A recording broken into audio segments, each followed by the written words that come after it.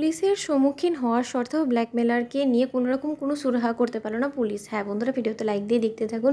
পুলিশের সম্মুখীন হওয়া মাত্রই রায় ফুলশয্যার রাতে ঘটে যাওয়া সকল ঘটনার যখন বর্ণনা দিতে থাকে, ঠিক সেই সময় পুলিশ বলে ওঠে যে দেখুন, আপনি যেটা বলছেন সেটা না আমি মেনেই নিলাম যে আপনাকে হ্যারেস করার জন্য বা কেউ একজন উদ্দেশ্যকৃতভাবে আপনার উপর প্রতিশোধ নেওয়ার জন্য এই কাণ্ডটা ঘটিয়েছে, কিন্তু তার সম্পর্কে আমাদের কোনোরকম কোনো আইডিয়া ছাড়া আমরা কী করে এই কেসে এগোবো বলুন তো। আপনাকে শুধু কাল রাতে উনি ফোন করেছে, তখন কথা বলা মাত্র রাই বলতে থাকে না স্যার, কিছু দৃষ্টিকটু এমন ছবিও সে পার্সেলে ভরে দিয়ে দিয়েছে, যার ফলে কিনা আমি সেগুলো আপনাকে দেখাবো কী করে, আমি সেটাই ভেবে পাচ্ছি না।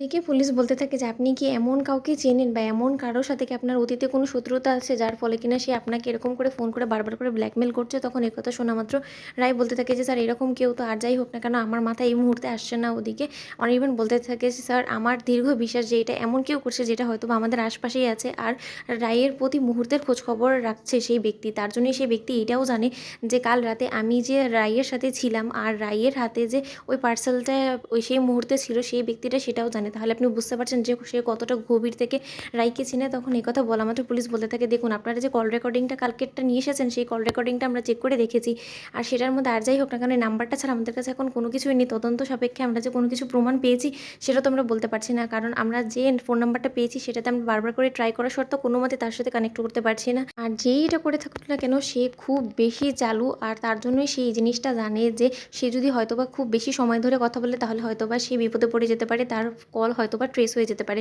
তার জন্যই সে খুব চালাকির সাথে আপনার সাথে কিছু সেকেন্ডের জন্য কথা বলে সে হঠাৎ করে ফোনটা রেখে দিয়ে ফোনটা সুইচ অফ করে দেয়। এখন এই বিষয়ে আমরা এগোবো কীভাবে আপনি বলুন। আমাদেরকে আরও বেশি গভীরে যেতে হবে। এই মামলার তদারকি করার জন্য আমাদেরকে যথেষ্ট পরিমাণে অ্যালার্ট থাকতে হবে, কারণ এই ব্ল্যাকমেলারটা এরই মধ্যে থেমে যাবে না। ও আরও একবার চেষ্টা করবে আপনাকে হ্যারাস করার। তার জন্য আপনি প্লিজ নিজেকে একটু সুরক্ষিত রাখার চেষ্টা করুন। ওদিকে এই কথা শোনা মাত্র রায় বলতে থাকে যে স্যার, এরকম করে আমাকে নিরাশ করে দিন না প্লিজ। আমি অনেক বড় আশা করে আপনার কাছে এসেছি।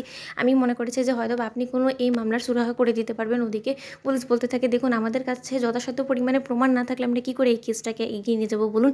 আপনি আরও একবার ওই ব্ল্যাকমেলারের সাথে কথা বলার চেষ্টা করবেন। যখন কিনা ওই ব্ল্যাকমেলার আপনাকে আরও একবার ফোন দিবে, তখন আপনি বেশিক্ষণ কথা বলার চেষ্টা করবেন, যার ফলে কিনা আমরা তাকে ট্রেস করতে পারবো। আমরাও তার খোঁজেই রইলাম। আমি দেখব যে সে আবারও যাতে আপনাকে কোনো মতে এরকম করে ব্ল্যাকমেল না করতে পারে, সেই ব্যবস্থাটি আমি করার চেষ্টা করবো। আমি আপনার কাছে এতটুকুই রিকোয়েস্ট করবো, আপনি প্লিজ নিচে সাবধানে থাকবেন। ওদিকে পুলিশ স্টেশন থেকে বেরোনো মাত্রই রায় বলতে থাকে যে অনির্বাণ, এখন কী হবে? আমরা যে আশা নিয়ে এসেছিলাম সেই আশাতে তো জল ঢেলে দিল পুলিশ অফিসার। এখন আমরা কী করবো? ওদিকে অনির্বাণ বলতে থাকে এখন আমাদেরকে নিজেদের মতো করে ব্যবস্থা নিতে হবে রাই, কারণ আর যাই হোক না কেন সে খুবই তৎপর হয়ে রয়েছে। ওই ব্ল্যাকমেইলার নির্ঘাত তোমার কোনো ক্ষতি করার চেষ্টা করবে, আর আমি তোমাকে এক মুহূর্তের জন্য একা ছাড়তে রাজি না। তখন রাই বলতে থাকে যে তোমারও তো বিপদ হয়ে যাবে। তো বন্ধুরা, ভিডিওটি ভালো লেগে থাকলে লাইক কমেন্ট শেয়ার করে সাবস্ক্রাইব করতে পারো না।